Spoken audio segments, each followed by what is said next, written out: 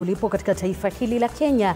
Jina langu ni Elizabeth Mtuku. Kwenye meza ya lugha ishara yupo Roda Nyamai. Unawasiliana nasi kwa 22047, mitandao ya kijamii @TV47 Kenya pale Facebook na ukurasa wetu wa X. Kumbuka hii leo pia ni siku ya ukumbi wa siasa, tukiangazia safari ya Mukisa Kitui na Raila Odinga. Dakika kidogo zijazo watakuwepo hapa studioni, lakini kwa sasa moja kwa moja ni kwamba watu 11 walifariki mapema leo baada ya ndege walimokuwa wakisafiria ikiwa imebeba watalii kuanguka muda mfupi baada ya kupaa. Mamlaka zimedhibitisha kwamba hakuna aliyenusurika katika ajali hiyo iliyotokea eneo la Timba Matuga katika eneo bunge la Matuga.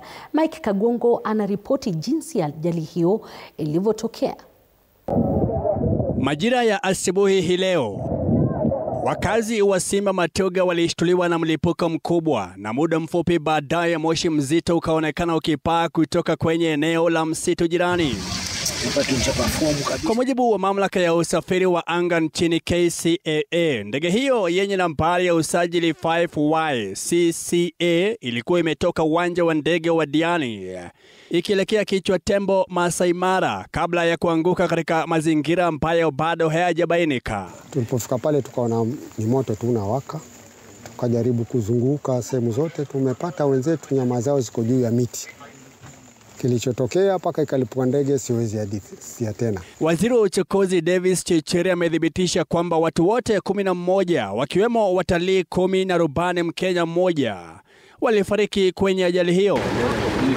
Vikosi vya uokoaji kutoka KCAA, polisi na wataalamu wa uokoaji wa eneo hilo walifika haraka katika eneo la tukio, lakini walibaini hakuna aliyenusurika. Kupitia taarifa kwa vyombo vya habari, Mombasa Air Safari imetoa pole za dhati, ikithibitisha kuwa ndege hiyo ilikuwa katika safari ya kawaida. But we have come here to appreciate the situation, acknowledge the site where this happened, be able to know the impact of what has happened. Mwenyekiti wa kampuni hiyo John Clive amesema kikosi maalum cha dharura kimeanzishwa kusaidia familia zilizoathirika. Kitengo cha uchunguzi wa ajali za ndege kimeanzisha uchunguzi kamili kubaini chanzo cha ajali hiyo, huku mamlaka zikifunga eneo la tukio kwa ajili ya kukusanya ushahidi.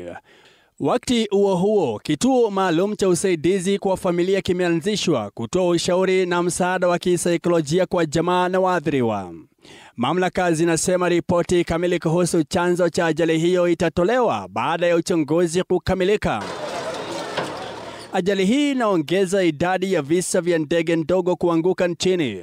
Mwezi Agosti, ndege ndogo iliyokuwa ikiendeshwa na shirika la afya Amref ilianguka viungani mwa jiji la Nairobi na kusababisha vifo vya watu 6 huku wengine 2 wakijeruhiwa.